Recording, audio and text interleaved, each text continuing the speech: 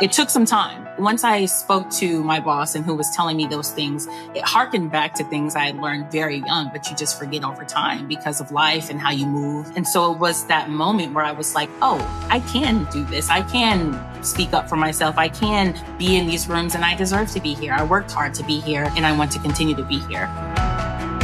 Hey there, I'm Annie Dickerson, and I wanted to welcome you to this episode of the Life and Money Show presented by Goodegg Investments. This is the show where we talk about everything from investing to financial freedom to parenting, traveling, creating a life by design, and everything in between. Now, today you've tuned in for a very special episode indeed, because in this conversation, Susan and I sit down with the newest member of the Goodegg team, Arielle Thompson. She's our newest Director of Investor Relations. And in this conversation, you're going to hear not only about her humble upbringing and her beginnings, but also the valuable lessons that she learned very early on in her career that really shaped the trajectory of why she got into finance. Yes, she talks about how she fell in love with finance, something that most people cannot even fathom.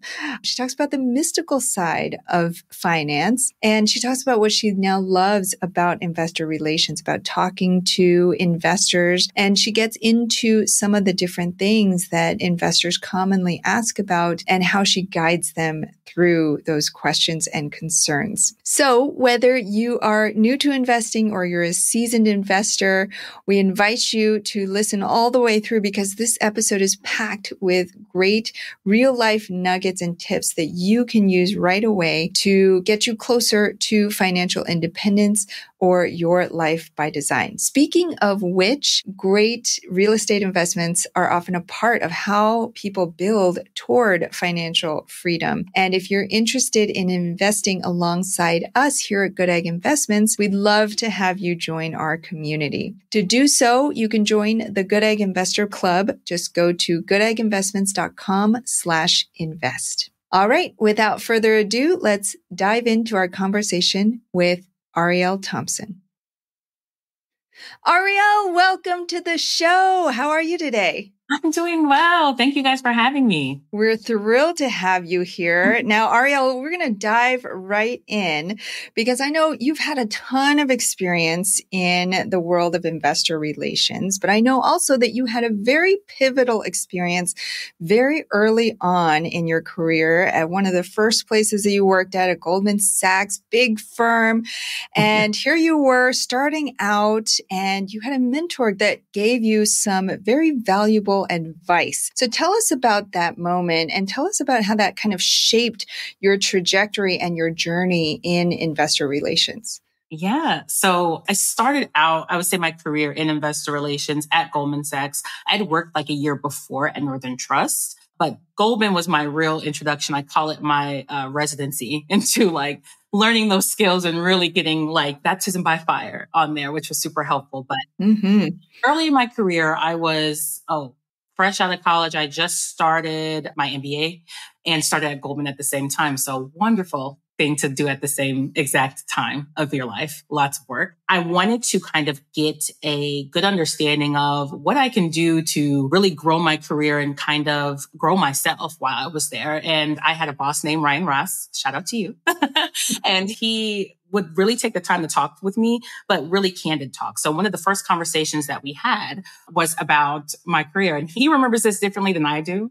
But I remember asking him, what do I need to do to be in your role, in your position? And I was, like I said, 20 something out of college. I was the youngest person on my team at the time and the only Black person on my team. So I knew that path, especially in finance, which is traditionally, white male dominated, was going to be a difficult one for me. But difficult never scared me. So talking to someone really able to read in between the lines and give me some great advice. And one of the first things he said— Can I just say, before you dive into what he said, was the quality of your life is the quality of the questions that you ask. And I think to be a young 20-something and to have the courage to go to your boss and ask that question, how do I get to where you are, is not only cuts through the noise, but it tells your boss that here is a woman who's driven, who's ambitious, who has high goals. And then that tells him exactly where you want to go so that he can then tailor his approach and his coaching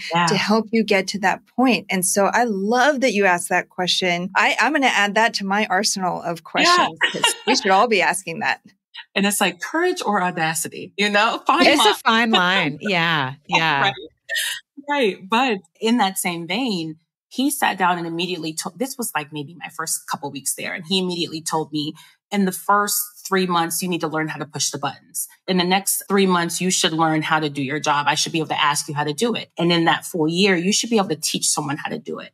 And if you don't know how to teach someone how to do it, you don't know what you're doing. And that was one of the first things he said. So it gave me such a good path. And so then I came back several times after that, just chatting with him. And I was trying to figure out how to navigate conflict. Right. And the main thing, as I said, I'm afraid that if I speak out or if I say, no, this is wrong, that I'm going to be pegged as like an angry Black woman or someone that you're not able to work with, difficult to work with. And I said, I'm afraid of that because I know in the past that can follow, especially women in business, women in finance who are assertive. And he said to me, men never think about that. He said, as long as you are communicating in a way that is respectful and that is clear, I will always support you. And that was huge for me. That was like set me off to the races. And from that point on, I wasn't afraid to meet things head on. I wasn't afraid to be in a difficult position and I wasn't afraid to voice my opinion, but I learned how to listen and how to navigate a conversation. So I was able to be heard amongst my peers or people who were just in higher level positions than I was. So yeah, that was huge. And I carried that with me and constantly worked on tailoring my response, listening and watching how other people responded based on what he said. He said, men don't think that way. And he would constantly correct me on that and show me and provide examples, which I felt was really helpful to kind of build my career. Wow. I wish I had somebody early on to tell me that. That's something I'm still learning now is how different, not just men and women, but all sorts of different people, how they communicate. Because I think it's a common trap to fall into to think like, oh, well, my brain works the same as everybody else's brain. Everybody thinks the same way that I do. And if I'm experiencing this, other people must be experiencing this too. Absolutely. And what a valuable lesson to learn at such a young age, early on in your career. And so, okay, so you mentioned that kind of shaped some of the communications within the team. So tell us, okay, was that just a philosophy that you then applied to your work and you were like, okay, this is how men in this field communicate, this is how women communicate, and this is my role? Or did that have ripple effects out into other areas of your life, including communications with investors, your family, your friends? How did that all play out? Yeah, that's a great question. For me, it was not so siloed as to this is how men and women think or the differences as much as it was almost like a lifting of the veil. So going back to what you said of the part about everyone thinks this way, or aren't you that upset about it too? So it was a lot of that, but him kind of reframing that to me and saying, yeah, I'm upset, but I'm not going to tell them I'm upset. I'm not going to let them know they got under my skin. And it was kind of that mindset that kind of, oh, that's a little bit different, but that definitely rippled out because of those conversations. And again, when I would go back to him and he would say, nope, men don't think like that. You can't, don't say it that way. Say it this way.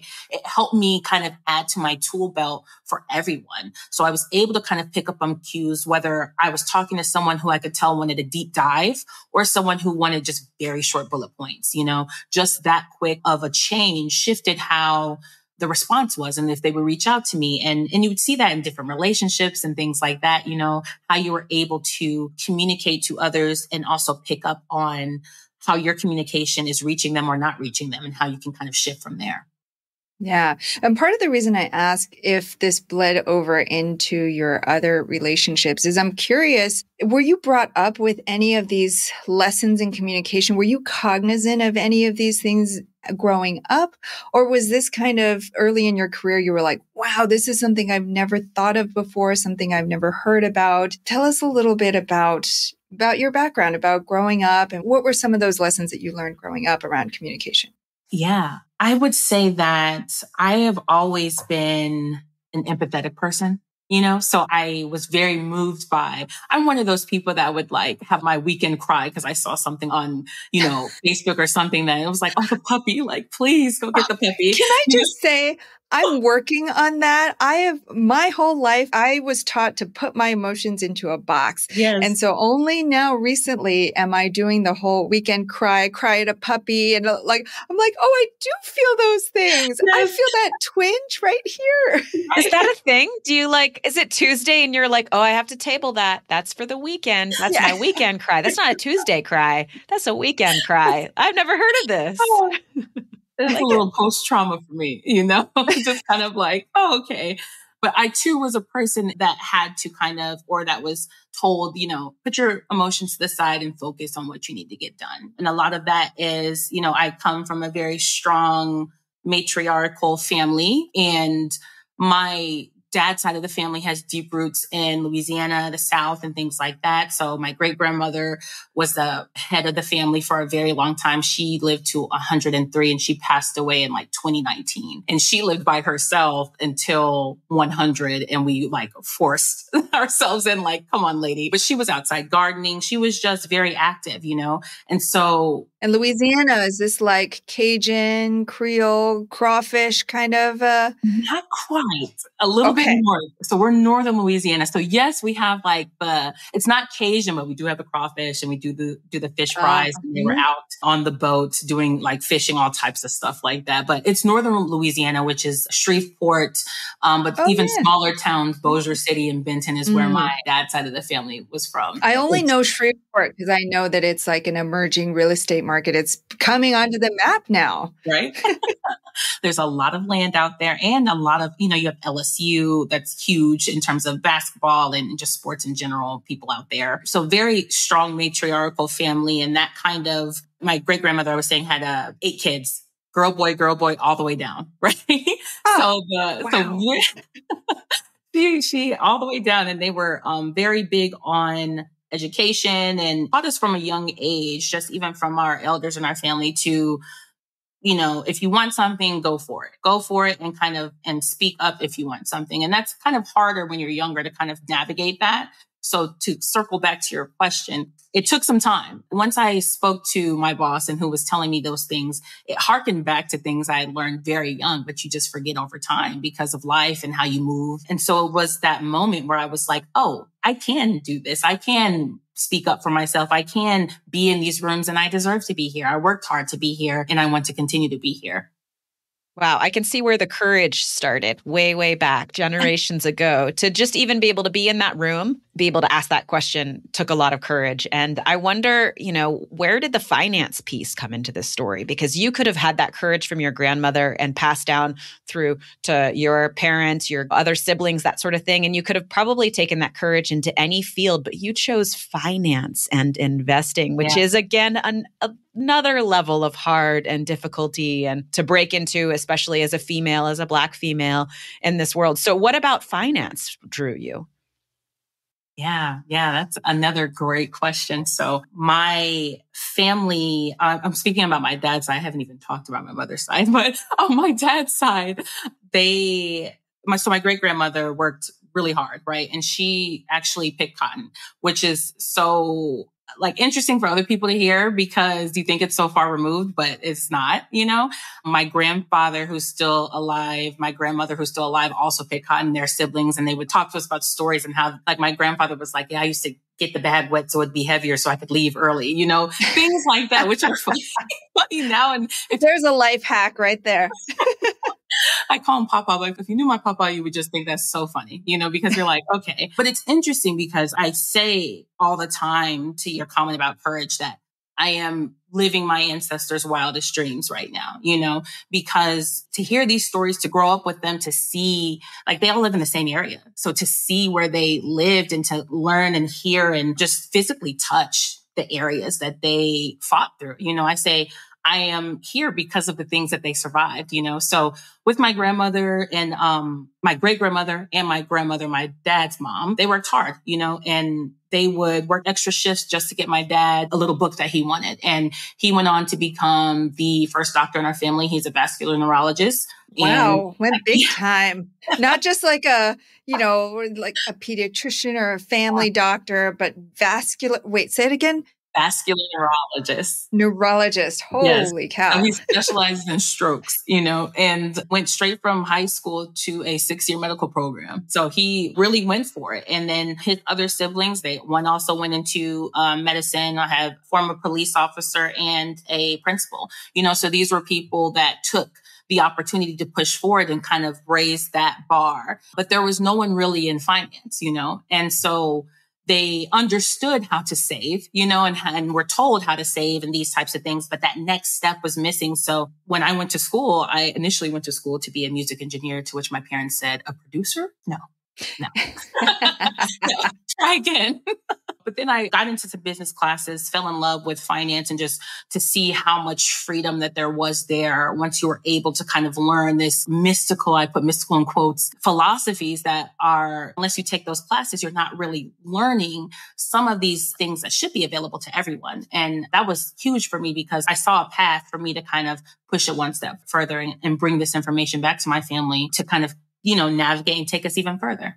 Okay, one thing doesn't compute for me there. And so you went and you studied and then you fell in love with finance. Can you tell us a little bit more about that? Because I'm thinking that most people would be like, how do you fall in love with finance? What is it about? Is it the spreadsheets? Do you really like the numbers? Or what was it about finance that really drew you in? The mystical element of finance. Right. Mystical. Yeah. You just used the word mystical. Let's bring that back too. What? So first thing is, I should be clear on that. When I was trying to figure out which major and what was interesting to me, finance was interesting because it was different from accounting. Accounting is very much, you look back, it's structured. Finance felt more creative to me in the sense that you're telling a story with the numbers, you're able to connect with people and do something with it for the future. And that was exciting to me. I also knew the more I learned about business and finance, no matter what happened in the world, I would be able to find some sort of job, even if I was just a cashier. Just having those basic numbers, and that's that survival instinct, just trying to make sure I was doing something that if I can take it to the moon, let's go. But if I don't land there, I will find something. So that gave me a sense of freedom. And that's what made me fall in love with it. So it wasn't necessarily the spreadsheets as much as I knew I could understand various types of businesses. I would be able to understand in different countries, even just basic things. And that kind of opened my eyes to so much. And then to speak to the mystical part, after I started to get into, the investment side, I started out in hedge funds, went over in the exchange fund at Goldman, went over to private equity on the investor relations side.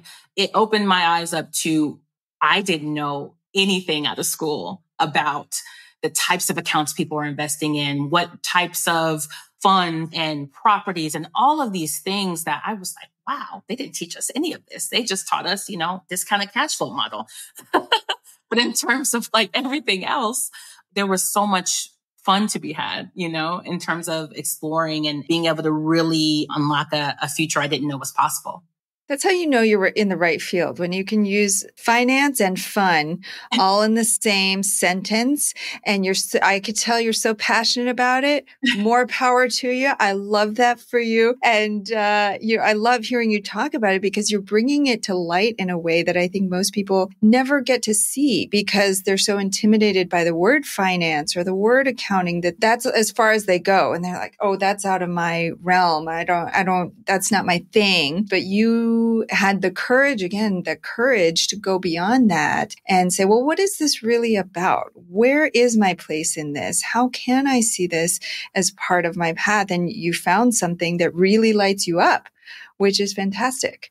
I also love how I'm hearing a story of from a very early age and your generations before saying like, how can I make an impact on the future? How can I make an impact in my own life? And how can that impact help others around me? Not just this self-serving way. You didn't get into finance to be a billionaire. You got into finance to tell a story, to like illuminate the path of investing for your family, for the people around you, to be able to pull that out. And that's all in that sphere of like wanting to make an impact. And I think that we don't think of finance and the creativity side of finance to be able to serve in that capacity. So many people see finance and investing and they just think like, oh, you must be just trying to make $1 million, or you must be trying to live a opulent, wealthy, luxurious lifestyle, when really it's the ability to change lives drastically that I'm hearing in really neat ways from your story. Yeah, absolutely. It's funny just to kind of circle back on something you said there, because someone asked me a question once on, oh, well, how much money do you want to make? And I was like, as much as I can. Like, the sky's the limit. And they were like, so $1 million? I'm like, no. $1 billion? I'm like, why not? And the question was, well, why would you want $1 billion? And I was like, you're asking me my dream. Why would I put a ceiling on what I'm capable of already, you know? And it wasn't the fact that, again, going back to what you said about the money, it was the fact that so many times people are already dreaming at a cap and already thinking that they can only get so far based on what they've seen, heard, or what was told to them or what they've internalized. There's a lot of psychology around money and trauma around money that impacts all of our spending habits and just how we see these things. And so for me, just even breaking that lid off and saying, I'm not thinking about what ceiling I'm going to hit. I'm thinking about how I can free myself and free those around me and spread this to other people, because financial literacy is so important. And it's something, like you said, that truly changes people's lives in generations to come. And it can be used for good and for impacting our communities around us for sure. Yeah, absolutely. Okay, so we're coming full circle, because take us back to that moment again with your boss early on at Goldman Sachs. Here you are. Early on in your career, you get this great advice. It helps shape your relationships with the people on your team, and you're kind of making progress. At that point, I'm curious, what did you want your career trajectory to be? And where did you envision yourself going versus the path that you actually ended up taking? Was it the same or was it different to how you ended up where you are now? Yeah. Oh, that's a good one. It's interesting because whenever people asked me what I wanted to do or where I wanted to go, I didn't really have an answer. My answer was I knew how I wanted to feel. And I knew I wanted to wake up in the morning and not hate what I do. I knew I wanted to have some sort of impact. I knew I didn't want to go to bed Sunday night thinking about emails. Sunday scaries. Yeah, that was huge for me. So it was less of a title and it was more so of, or a path. And it was more so, I know how I want to feel. Now, what do I need to do to get to that place? What does that look like? And asking a very specific question of, I used to say, oh, I want to be free. And then I had to ask myself, what does that mean? What does freedom mean to me? And I was like, does freedom mean you don't want to work? And I was like, no, I love working. I love what I do. I love engaging with the community, whether that's investors or just peers, colleagues, whoever. But it was more so I wanted to be at a place where I loved who I worked with. I loved what I was doing. And I was able to kind of take that time and do things outside of work, you know, that fed me and that kept me kind of going. So I hope that answered kind of the question, but it was more so like a path. It was a self journey. You know, how can this not be my entire life, but part of my life that is still very much true to who I am? That's another way to remove the limits. We're all limitless. Yeah. Why say that you want this title and then this title next? And especially if that's just the historical journey of someone in your career path.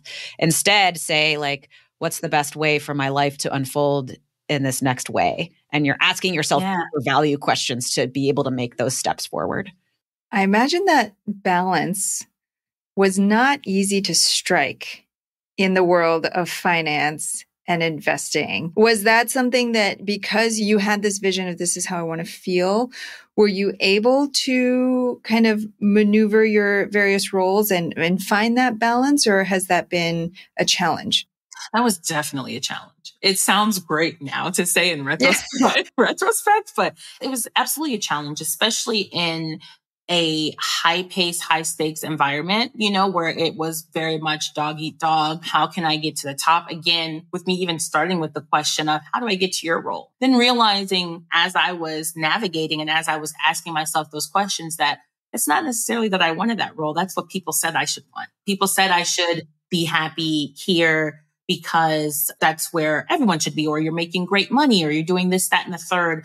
And for me, I wanted more than that. I wanted more life, and so navigating through that was difficult. It was a lot of trying to explain how I feel to people who just want you to, do the work and provide the outcome. So that took some courage on my side to ask myself the questions and redirect there and really think about who I was engaging with, what kind of company I wanted to be at, and if I was able to find some way to kind of live out through the heart in this world. Because I think most of the things we see in the movies and just past experiences point to the opposite, but there's always a way. It just may not be the easiest way to kind of get through it.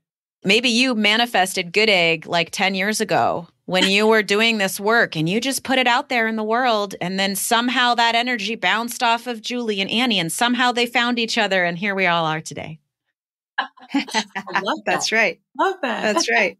I want to pull this out for the listener. If you're listening to this and you're in a place where you also aspire to that freedom and that feeling where you don't want to wake up and feel nervous or anxious or stressed about your job, but you're having trouble finding that balance, just know that, as Arielle has just mentioned, it's a process. Mm-hmm. We're all constantly working on it. You're not alone. That's why we talk about the things we talk about on this podcast, because it's not any one thing that will get you to that balance. It's a conglomeration of a lot of different little things and a lot of different mindset pieces and a lot of little hacks that will get you to that place. And it's going to be different, a different concoction, a different cocktail for everybody to get to that place. And you might be there for a little bit and then you might feel off kilter again.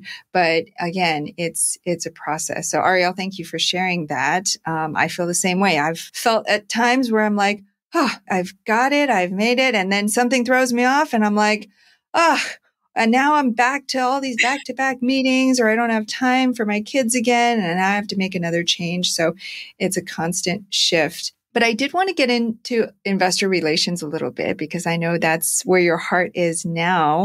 Tell us a little bit about, you've talked to probably thousands of investors at this point. Give us a few insights. What do you love about those conversations? Maybe what are some horror stories you can share with us? It's okay. And, what are investors generally, especially these days, what are they talking about? What are they interested in? Yes, I love connecting with people. I love hearing about their stories. I love hearing about their why, why they're doing this, why they're investing, why us. That's always huge. And it helps me understand just how to do my job better. It's a reminder that it's not just cold, hard numbers, that there is a person behind that. And that for a lot of people, this is their hard earned, maybe life's work. And so there's a care there. There's more than just, they're bothering me, asking me so many questions. It's no, think about the mindset behind that. What is the root of this? Is it, I need to communicate with you more because this is your first time and you just need a little bit more handholding. So talking to various investors, even for those who are savvy, who are bringing in the ultra high net worth folks, a lot of the times they were having, family offices and other people manage their investments. So they would call me and say, I don't know what this is. Can you walk me through it? And that was a great eye opener for me to say, you look like you're so up here and that I don't need to tell you anything, but it was a reminder that people are engaged in their finances in different ways. There's still gaps there. There's still I'm just going to nod and say yes because I don't want to look any type of way among my peers, and then just, if anything, it reminded me how close we all are and how similar we all are. Yeah. People are people. Yeah. We're all people. People are people. Mm-hmm. And we're all kind of dealing with generally, some of the same anxieties or worries and fears about money or the markets. Mm-hmm. What are some of the most commonly asked questions that you've gotten from investors over the years? I'm just curious. Besides, where's my distribution? Right? Yeah. I always want to know where the money is, right? Everybody wants to know where the money is. Always. Well, most of my career has been in private placement funds. And in those private placement funds, these ones in particular, they weren't getting shares per se. So a lot of the times it was trying to delineate between what kind of ownership someone was getting in a fund. I feel like that was the most common question, because with the private placements and most of the funds were structured, they were essentially loaning the money, right? But they would come back and say, okay, well, how many shares do I have in here? And so it was that kind of understanding the difference between this fund structure and calling capital over time, and that you were essentially, loaning us the money. So if something happened, you would be the first to be paid out before shareholders, versus kind of a typical, hey, I'm giving you $1,000. How many shares is that going to give me? And how much percentage ownership do I have of the company? So that was a main question that we would get a lot. I'm trying to think about some others other than, distribution, contribution, those amounts. It was also understanding the various types of investment vehicles that there are out there. So most of the time when I would be at some of these bigger firms, they would ask about our funds, but always think they were a hedge fund for some reason. Always. And I don't know why that was. I still think about that sometimes. I'm like, why do they think it's a hedge fund?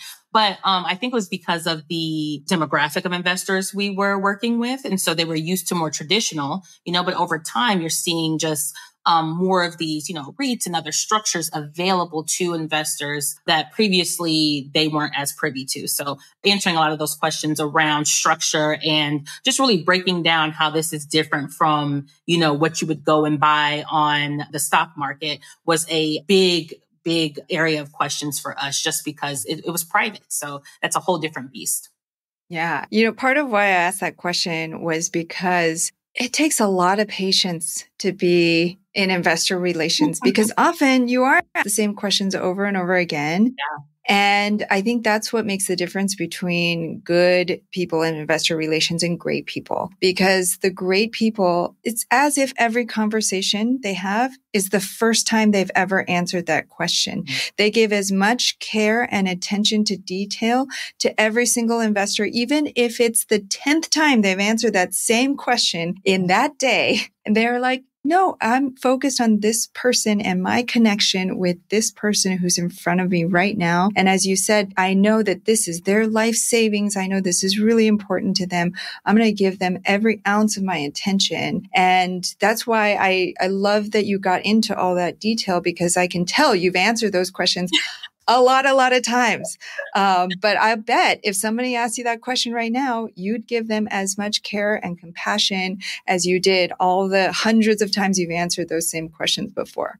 Yeah. And it would give me a moment to say, okay, am I not communicating this effectively? And it was more so like when they would come back, let me think about what I can do. But that just helps me further understand the product better, how I'm able to understand our investors better, and what we can do around messaging to ensure that people are getting the answers they need and they don't have to come to me, because that's huge. You want to be able to ensure that you are messaging and connecting with people in the way in which they need to. So that way they don't have to ask those follow-up questions. But if they do, like you said, I'm here. But it was great feedback loop. You're able to kind of really jump in and say, okay, we need to change something here, or maybe we should do an event around this. And that just gives you that much more connection to your community. And the more you're able to have that patience and connect with them and understand their stories, the more trust they have in you, the more they tell other people about your brand, the more they want to invest more with you. So it's just a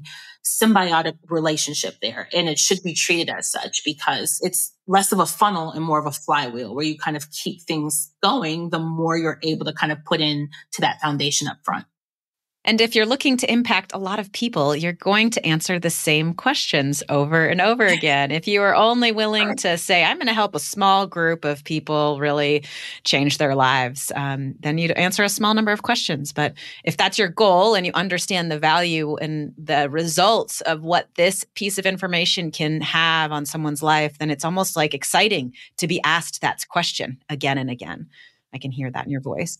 Yeah. And it's hard. It's hard, right? Because you have to have a breadth and depth of information, and that takes time. And it also takes you really getting into the nitty gritty, pulling back the cap, asking the difficult questions, maybe getting things explained to you 2-3 times until you have it down. So you're able to take that back and distill it. So it does take a lot. So to all of my IR people out there, I see you and I know how difficult it is, but it's a job that unless you're in this type of investing, people don't really know the title. I'm often explaining, oh, this is what I do. It's not just answering phones. There's a lot more to that.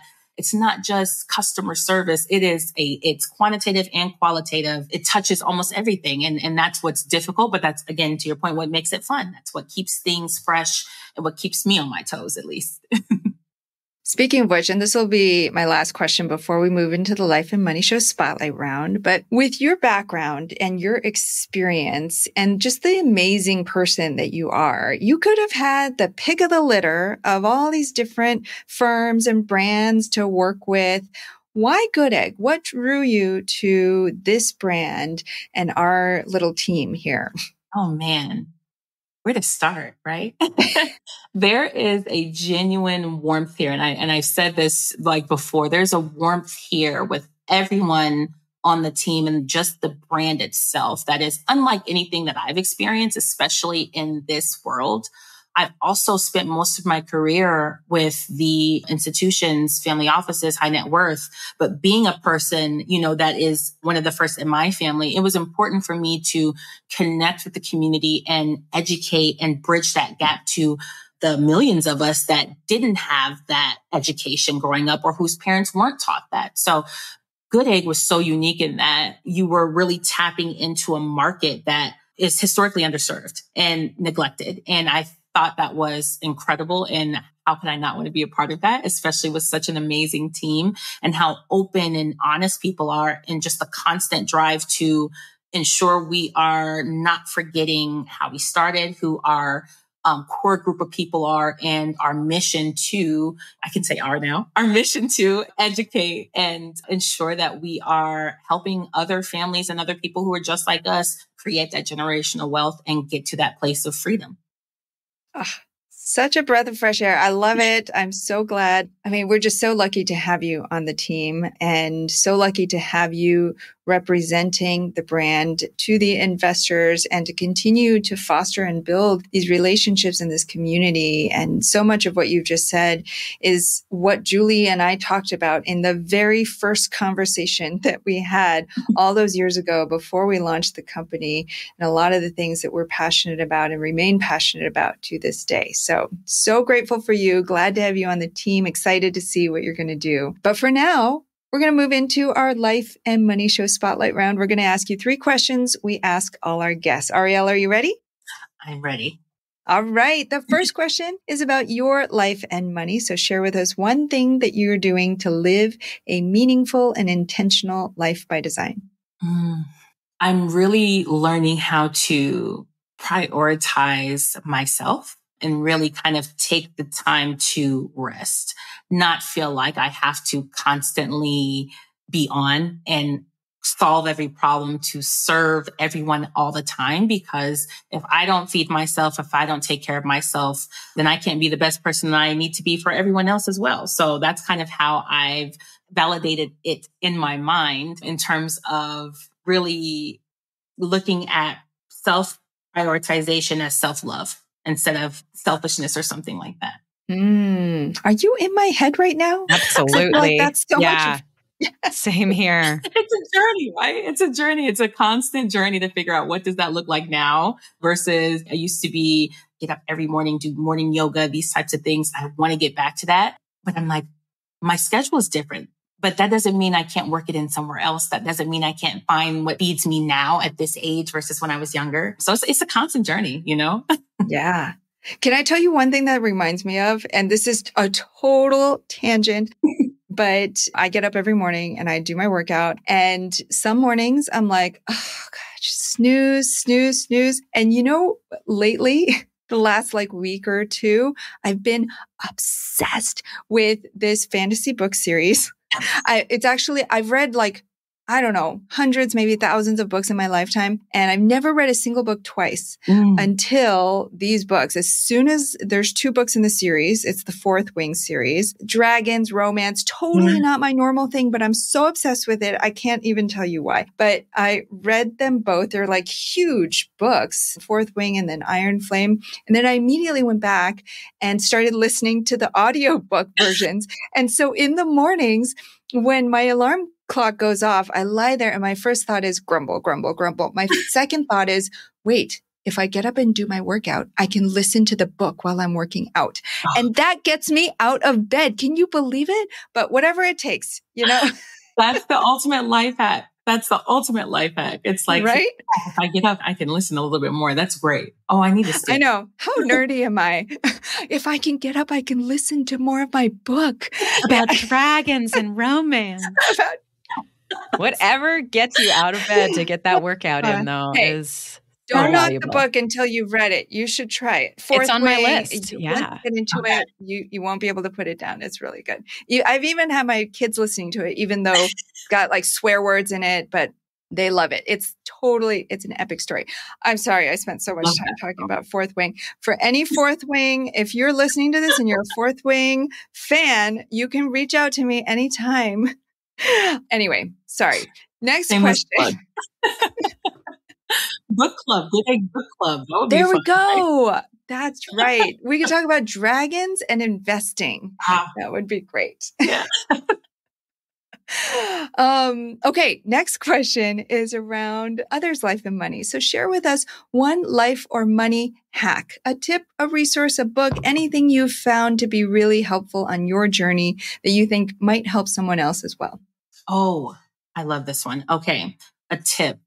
One of the early on, me kind of learning about finances and kind of how to really break into building wealth is when someone said, look at assets that are obviously income producing. But if you're getting one that's just like $50 a month, that could be your light bill.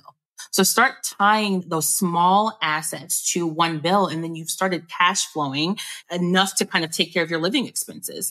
And so when you start looking at it in bite-sized pieces, instead of trying to think about, oh, I want to invest all of this and hit it big so then I can retire. But when you break that down into, I'm going to tie my grocery bill for the week to this dividend that's paying out maybe $150. You know, it's not a whole lot, but it starts the journey on really freeing up your working capital and really letting your money work for you into a place where then you look up and everything is taken care of. So I love that. And that's something that I tell people like my younger cousins and those that are early trying to figure out how to start navigating this journey, that should be the goal, not just the big goal of, you know, I'm going to hit it big and then retire, because everyone wants to work towards that. But the steps to get there look different, and it can be much easier than we think it is.